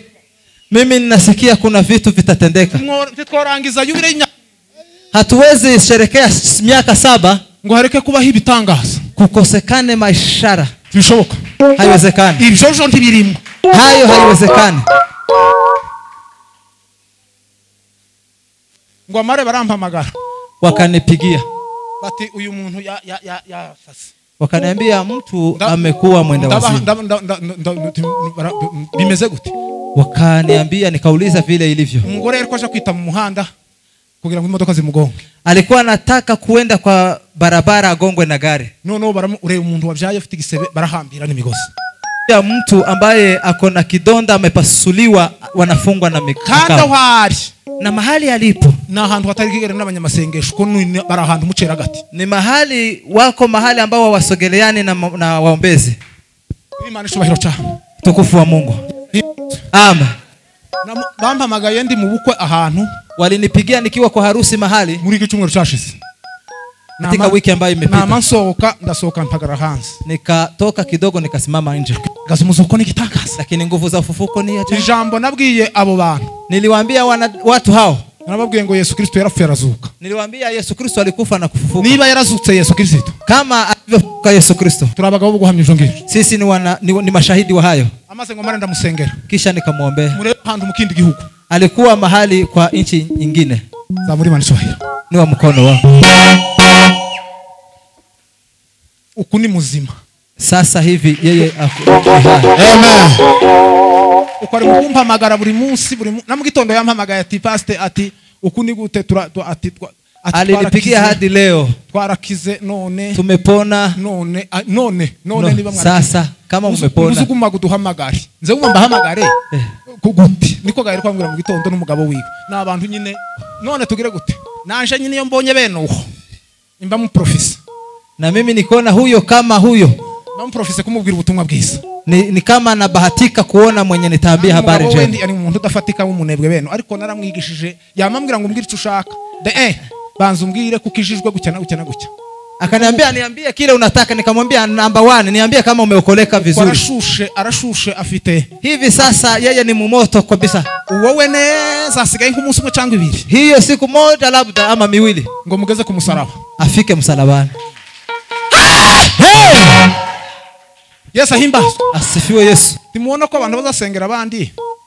Tunaombea wengine. Ndavuga muri kino gihe wenda sinzi. Kwa nyakati hizi labda. Ahubwo bakaprofita kubaka amafaranga. Labda wamoja wanatamani kuwaomba pesa. Jewe iyo nsengeye umuntu. Ni mimi nikimwombea mtu. Imba muprofise kugira ngo umukristo. Mimi sasa ni kama kumugeuza kuwa mkristo. Muzogende mubasi. Mujaribu kuuliza mahali. Muzogende mubasi. Mujaribu kupeleleza na kuuliza. Duhimana cyubahiro. Utukufu apewe. Muzamura amaboko yose. Simuweze kuinua mikono yote miwili. Asifiwe. Amen. Muri tayari wa? Nyinyi sasa umejipanga vizuri. Amazi kwa Yesu Kristo amara kuzuka. Alipofufuka Yesu Kristo. Hari umugabo mwene wacu ari muri Amerika nawe yarwaje umwana amapepo ibisazi. Yabagiburaje muri Amerika. Baba moja na yeye mtoto wake akaugua mu mezi 2 yashize. Kwa miezi 2 ambayo imeisha. Ibyo ntubifate. Bimwe ntukazubifata. Harimo mwazi basara. Kuna wakina Sara. Harimo bayinoki. Kuna wakina Hinoki. Harimo ba Mose. Kuna wakina Musa. Harimo ba Danieli. Kuna wakina Danieli. Harimo n'abandi ba Yosefu. Na wengine wote na wakina Yusufu. Yesu ngomeze kuzuka. Alipofufuka Yesu. Ngo yabonekeye ibyiciro bibiri. Alionekania makundi mawili. Icyiciro cya mbere. Hatua ya kwanza. Ngo yabonekeye bapagani. Alionekania wale ambao wasawaokoleka. Ba Kaini. Akajizirisha kwa wakina Kaini. Guhera kuri Kaini. Tangu wakina Kaini. Kugeza kuri ba Herode. Na wa Herode, mfalme Herode. Ngo mwibuke. Akawaambia ninyi. Ngo mwaciriweho n'urubanza musigaye gucirwaho urubanza mwarananiwe mwaratsinzwe. Mumeshindwa na mumehukumiwa, hakuna jambo lingine. Asiga umunsi w'urubanza muzacirwaho iteka. Kuna baki siku ya hukumu mtahukumiwa milele. Niyo mpamvu umuntu wese utizera umwami Yesu. Ndiyo maana asiyemwamini mfalme Yesu. Uwo wese azacirwaho urubanza. Huyo atahukumiwa. Amaze Yesu Kristo. Kisha Yesu Kristo. Ngo aratambuka. Akapita. Ngo amaze ngo abonekera. Akajizirisha. Abonekera bazutse bose. Akazirika kwa wale wote ambao Yerusalemu ngo habaye bashitsi bateye ubwoba. Yerusalemu kukawa na wageni wengi sana. Mkutano warabaye mkutano uteye ubwoba. Mkutano mkubwa sana. Mkutano wabazutse gusa. Wa wale ambao wamefufuka. Ibonga bageremo. Alipowafikia wao. Ariko bongo bageremo. Alipowafikia wao. Ngo amaze ngo aritonda agenda gahoro. Akatembea pole pole. Ngo agenda gahoro gahoro. Tembea pole pole. Amaze ngo bakaza bamurangirana gusa. Wakaenda wakionye. Ngo bariko bamutungana hintoki gusa. Akinyosha kidole. Ngo amaze ngo Ibrahim akamubwira. Ibrahim akasema ati singuyu uwo nababwiraga. Si ndiye huyu nilikuwa nikisema. Singuyu uwo nizeye. Si huyu nilimwamini. Bigatuma cagenja n'umwana wanje paka nikamtoa mtoto wangu kwa kabisa. Ariko ndeba. Si huyu nilikuwa nikimtaka. Yosefu ngo akamubabwira. Yosefu na yeye anakuja. Bati singuyu uwo nababwiye. Si ndiye huyu niliwaambia. Bati kuko amagufwa yanje nimukayasigiye hariya mifupa yangu isibaki Misri. Ngo muzayajana Yerusalemu. Mpaka yende Yerusalemu. Ngo kuko nabonaga igitaramo tuzataramana nabe. Kwa sababu nilikuwa nikiona amaze ngo Musa akababwira.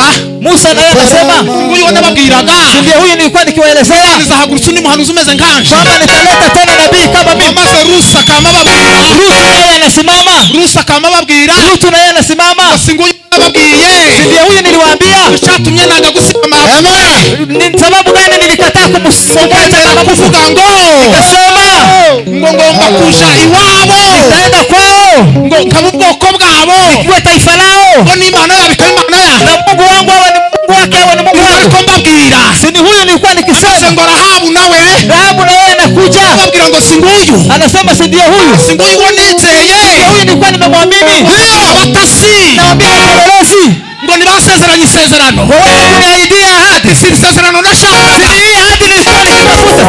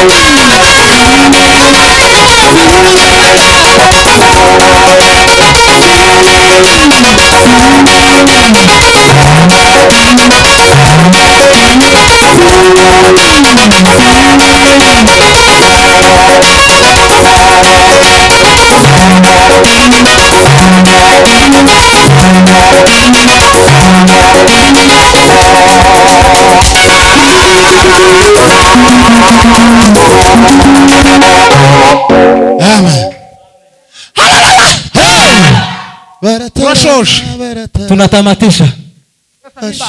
Asifiwe sana.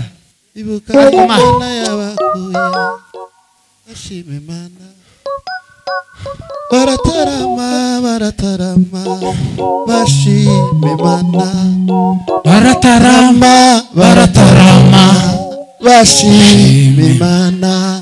Bibuka Imana yabakuye, bashimimana. Baratarama, baratarama, bashimimana.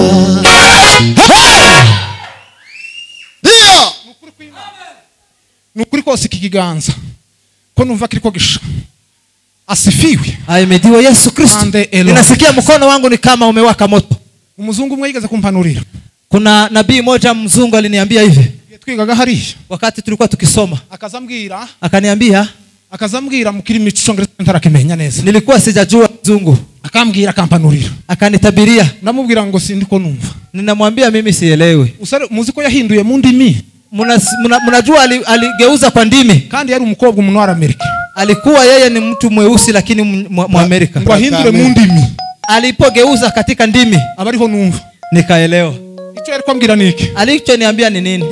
Biganza byawe. Aliniambia katika mkono wako. Ngo nimwe impano zawe zose ziri. Karama zako zote ziko hapo. Ngo abantu uzobambika ikiganza. Akasema yeyote utamuwekelea mkono.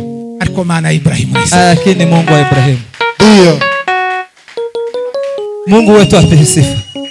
Sahimbazwa cyane. Asifiwe sana Yesu. Maana izo ni imbaraga zawe. Mungu hizo ni nguvu zako. Yesu amaze kuzuka. Yesu alipofufuka yabwiye abigishwa biwe. Aliwaambia mitume wake. Ati ndagiye. Ninaenda. Acha kama yatima. Kandi ko ngiye. Na ninavyoenda niko nzagaruka. Nitarudi. Ariko Mwuka Wera. Lakini mtakatifu. Mwuka Wera. Roho Mtakatifu. Namara kumanuka. Akisha kuwashukia. Azabagira abagabo. Atawafanya wanaume. Kandi abo bagabo. Na mashahidi hao. Na abagabo bo kumpamya. Ni mashahidi wa kunishuhudia. Guhamyiki. Kushuhudia nini? Kwa Yesu yafuye akazuka. Kwamba Yesu alikufa na kufufuka. Ubutumwa gusa twahawe. Hiyo ndiyo injili peke yake. Niyo mission Yesu yadusigiye. Hiyo ndiyo mission ya Yesu Kristo. Kuvuga gusa kwa Yesu yafuye akazuka. Kusema kwamba Yesu alikufa na kufufuka. Amakusoka na hano. Hizo ndizo habari utaenda nazo. Amakusoka na hano. Habari ambazo utatoka nazo hapa. Bwira abantu babiri cyangwa batatu babwira ko Yesu yazutse. Ambia watu wawili ama watatu kwamba Yesu amefufuka. Izo ndizo mbaraga zabera. Hizo ndizo nguvu za watakatifu. Muri Zayoni. Katika kanisa la Zayoni. Kasarani. Havumbutse mwizini imbaraga shasha. Kuna inuka nguvu zingine mpya. Muzikiza gitandukanye dini na na churches. Mnajua nini na kono umwuka. Mnajua nini inatofautisha kanisa na kiroho? Dini na kiroho. Nukwemera gufa no kuzuka kwa Yesu. Ni kukubali kufa na kufufuka kwa Yesu. Paulo alisema tugenda n'urupfu rwa Yesu. Tunatembea na kifo cha Yesu mu mibiri yacu. Katika miili yetu. Kugira ngo urupfu rwa Yesu. Ili kifo cha Yesu. Amen. Amen. Umuntu mu gushaka ngo yihimbire ivuga butumwa ryiwe. Mtu yeyote anataka awe na habari njema yake. Amatemi gisambu gucya kamagira gutya. Anapitia njia hii. Unda kamatemi gisambu cya kamagira. Na mwingine anapitia pande hii. Unda kamashaka ngo yigane nakana we yamagira gutya. Na mwingine anataka awe kama fulani afanye hivi. Ubutumwa twahawe ni bumwe. Habari njema tuliyopewa ni mmoja. Kuzageza iteka ryose. Mpaka milele. Ni ubutumwa kuvuga Yesu wafuye akazuka. Ni kusema Yesu aliyekufa na kufufuka. Niba ubutumwa tuvuga Yesu atarafuye ngo azuka. Kama Yesu hajakufa na kufufuka tunadanganya. Ariko turabitangaje ko Yesu yazutse. Lakini tunatangaza hadharani kwamba Bwana asifiwe. Asifiwe sana. Muri mkutano rero. Katika ibada hii, mkutano huu. Imisi imyaka 7. Nyinyi mnamaliza miaka 7. Myaka 7 mwatse urusengero. Mulipoanza kanisa. Habe n'urusengero rwa Salomo. Hata kanisa la Sulemani barwubatse imyaka 7. Walijenga kwa miaka 7. Uziko mwanyu mugenda muri target neza ya Salomo. Ni kama mumechunga vizuri target ya Sulemani.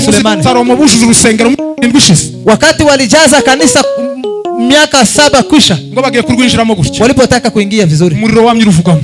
Sasa moto ikawaka katika kanisa. Umuriro ni wake mu izina rya Yesu. Moto iwake katika jina la Yesu. Kandi uwo muriro na moto huo, muriro muri kino gecano, moto katika nyakati za leo, ni Yesu Kristo wafuye akazuka. Ni Yesu Kristo aliyekufa na kufufuka. Izo nzo mbaraga mu Kristo agira. Ndizo nguvu za Mkristo. Iyi myaka 7 miaka hii 7 ambayo tunaimaliza, mwahuye n'ibibazo byinshi, mlikumbwa na shida nyingi, mwahuye n'ibisubizo byinshi, mlikumbwa na majibu mengi, ariko kugira rero ryanyu, lakini ili kanisa bizatandukane n'andi matorero, iweze kuwa tofauti na makanisa mengine. Ikibazo batandukanyirizaho, kile ambacho watatazama na kuwa tofautisha, ni kuwa abagabo bo guhamya Yesu, ni kuwa waume wa kuweza kushuhudia Yesu. Muzinjira hano, yeyote ambaye ataingia hapa azumva ikirere cha Yesu Kristo, asikie anga la Yesu Kristo.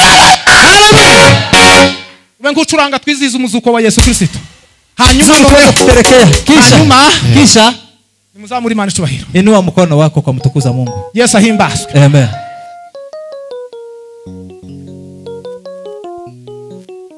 Nanje nzibera mu mahema yawe, shimwa yewe Gorigota, shimwa musaraba nkunda,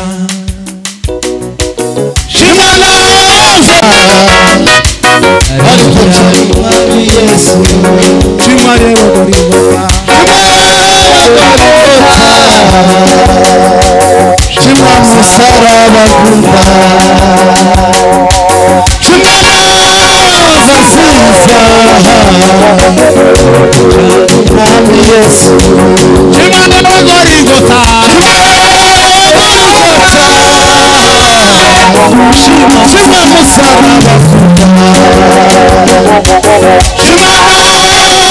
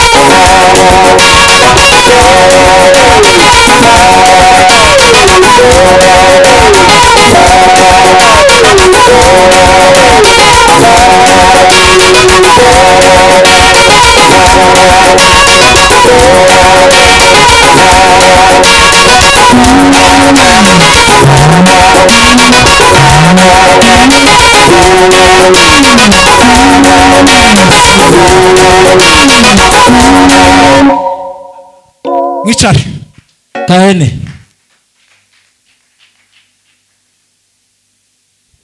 Umunezero nasabye Imana mu gitondo, furaha niliyoiomba Mungu asubuhi ni wimpashi imenipea, amenipea.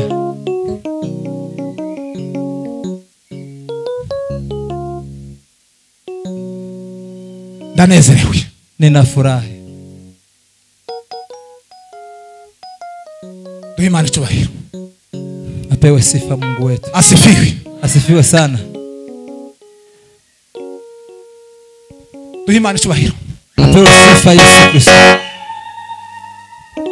Mureke ngiye kwatura ibintu bikomeye ku buzima bwanyu. Nitakiri mambo makubwa kwa maisha yenu, kubera ububasha tubihabwa, kwa sababu ya nguvu tulizo nazo, uwezo tuliopewa, kubera Yesu wapfuye akazuka kuri twe, kwa sababu ya Yesu aliyekufa na kufufuka kwa ajili yetu, akaduha ubuzima na kutupea uhai. Zo mbaraga z'ubuzima, nguvu za uhai ambazo zinapewa watu ambao ni wazima, ziguhereza izo mbaraga nawe, zikupee nguvu hizo na wewe. Inua mkono wako kwa kumtukuza Mungu. Nanezerewe, numva neza ko ngiye nko guhetsa. Niliweza kufurahi sana moja ya mwisho. Kandi hari genza nezerwa abandi batanezerewe. Inafika wakati moja ninafurahi na hakuna mtu mwingine ambaye anafurahi. Mvise ko ngeza kuri degree yo kunezerwa yanyu. Ninasikia kwamba ilikuwa ni kama ni hatua yangu ya mwisho ya kufurahi. Kandi yo nezerewe birandutira amafaranga. Na nikifurahi ni zaidi ya pesa kwangu. Lakini furaha ya Mungu unaweza kuilinganisha na nini? Utukufu apewe Yesu. Ahimidiwe. Akoza yo nimugira umugisha uteye ubwo. Nyinyi ni waheri sana. Korosha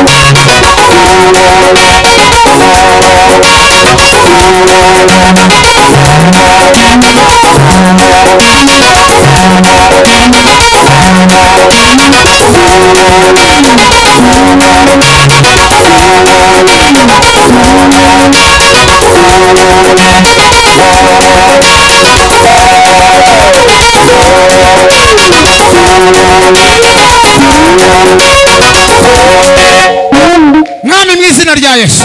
Jelasira. Ikintu ca mbere natuye.